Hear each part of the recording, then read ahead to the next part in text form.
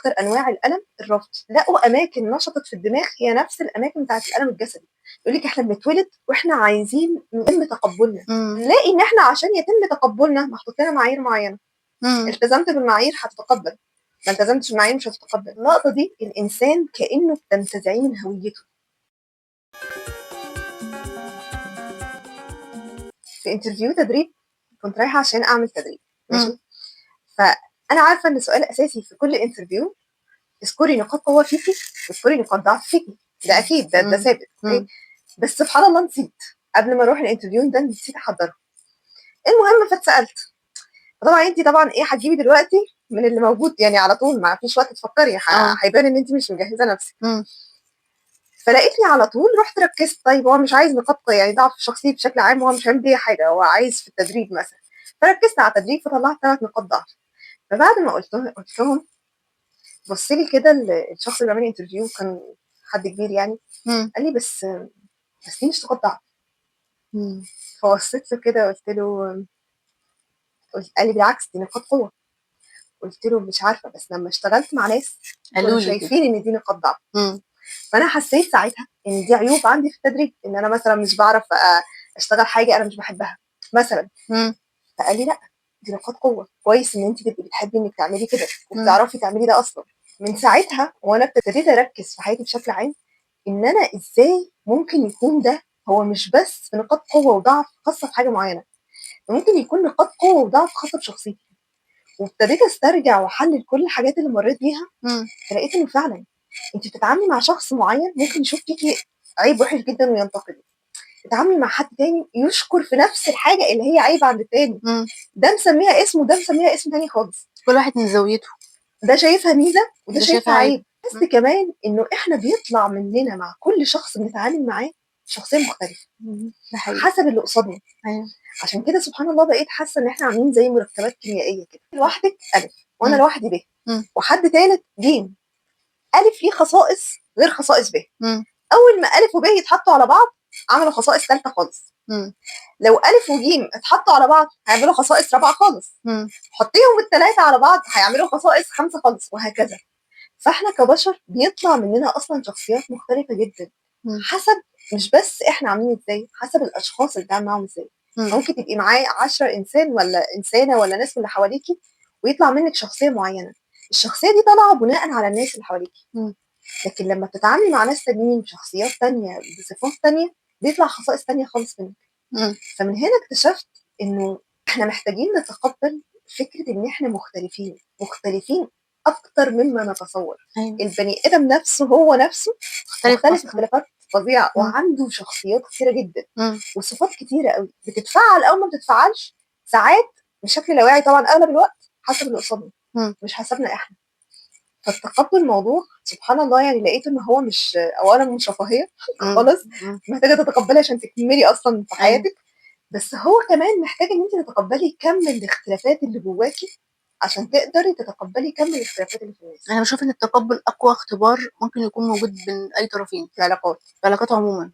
اختبار صعب وتقيل، واصلا انك طول الوقت يعني بتلاحظي حاجات مضايقاكي من الطرف الثاني، هي خرجت منه عشان هو طبيعي، هو عنده عيوب بني ادم عنده عيوب مختلفه عنك انت خالص. فحاجه التقبل حاجه فرديه، يعني انا مع نفسي انا هشتغل ان انا اتقبل اللي قدامي. لكن اللي بيحصل ان احنا بنروح نقول تقبلني، مش بس كده انت فيك الحاجه اللي مضايقاني فغيرها. نختار اسهل طريق.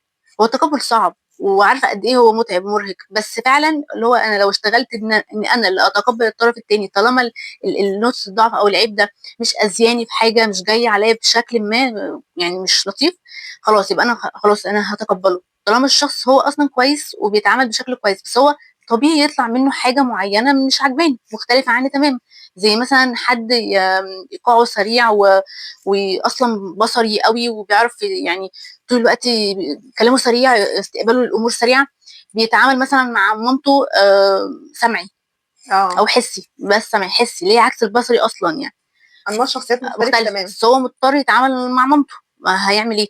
لو طول الوقت شايف انه مش عارفه اتعامل معاكي انت صعبه قوي او هي شايفه تغيري طريقتك، تتغيري، لو طول الوقت شايف ان انت تتغيري هي مش هتتغير، هي ده النمط بتاعها خلاص، هي مخلوقة كده. في بقى حاجات بنقدر نظبطها في الحياة والمعيشة ومش عارفة ايه فينا احنا، لكن الطيب نفسه اصلا هي حسي، مش تقدر تغير ده. نمط شخصيتها انما مختلف شخصيتها تماما اصلا طبعا. مختلف عن البصري. انت ايقاعك سريع قوي، هي ايقاعها بطيء شويه. فان انا اطلب بقى منها كل شويه ان هي تكون بصري زيي، دي مستحيل، بيبوظ علاقات. صعب. فاختار انك تتقبل. طب انت هتقبل ازاي؟ انت مع نفسك، انت اصلا اللي قول جواك كتير قوي انه لا، هي بالفعل مختلفه عني. اقرا كتير مثلا عن الانماط، طلع المميزات موجود عند طرف الحسي، الحسي بالنسبه للبصري وهكذا. لكن احنا فعلا بندور طول الوقت ان احنا نغير اللي قدامنا مش نتقبله، وهي دي الفجوه اصلا اللي بتحصل في العلاقات. بحس ساعات ان المشكله اصلا في تعريفنا للتقبل. مم. يعني ساعات لما بنعرف التقبل غلط بنبقى مش راضيين نعمله. يعني مثلا زي ما احنا هنتكلم ان شاء الله في الحلقه اللي جايه، في فرق، في حاجات تقبلها طبيعي وفي حاجات ما تتقبلهاش. بس ايه معنى ان انت تتقبل؟ ممكن شخص فعلا مختلف عني نمط شخصيته وهو من الناس اللي مش مقربين، فانا مش مضطره اتعامل معاه بالظبط. فانا قبلاه بس مش هتعامل معاه او مش هخلي العلاقات ما بيننا محدوده. ليه؟ شخصيته غير شخصيتي، مش عارفين نتوافق مع بعض. في فرق بين التقبل والموافقه. في فرق اني اتقبل ان انا بني ادم خطاء وان انا اتوب لما اغلط، فانت متقبل حقيقتك، متقبل طبيعتك اللي ربنا خلقها فيك، بس ده مش مخليك مستسلم ليها. لا، انت متقبل بتجاهد عادي. نفسك اصلا طول الوقت. يعني بحس دايما التعريف بتاع التقبل بيجي مع الناس للاستسلام والخضوع والرضا انا بالامر موافق الواقع. على كل حاجه بتعملها او كل حاجه فيك. التقبل غير الموافقه تماما. تماما. انت تتقبل يعني فاهم ان في وضع مختلف، مش هتحاول تغيره بالعافيه، لان فعلا محدش بيقدر يغير حد ابدا اصلا. هو مش عايز يتغير. برضه التقبل بيقلل الصراع، ما انا طول ما انا عايزه اغير اللي قدامي انا في صراع وفي صدام معاه. يعني مثلا متقبله دلوقتي حاجه معينه فيه، بس متقبلاه هو شخصيا، بس مش موافقه على سلوك عمله. فهتفرق جدا. انا لما اشوف النظره دي مش هخش معاه هو في صراع، هو حر خلاص. انا خلاص متقبله شخصيتك او متقبلك انت ككل، لكن التصرف الفلاني مش موافقه عليه، انت غلطت فيه او انت ما كانش ينفع تعمله اصلا خالص. فهي احنا فعلا خلط الامور او تغيير معاني التقبل هي بتخلينا نتصرف بشكل غلط. ومش متصورين نتيجه اللي احنا بنعمله ده ايه. يعني يقول لك الرفض عملوا عليه تجربه، فجابوا ناس وقالوا هنقيس هنشوف المخ وبينشط فيه مناطق ايه وكده، وقالوا لهم افتكروا مواقف حسيتوا فيها بالرفض. الرفض عكس التقبل او القبول، ان هو حاسس بالقبول اللي حواليه.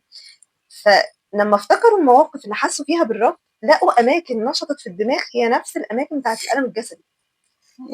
فاكتشفوا ان الموضوع من اكتر صعب. الحاجات ايلاما، من اكتر انواع الالم الرفض.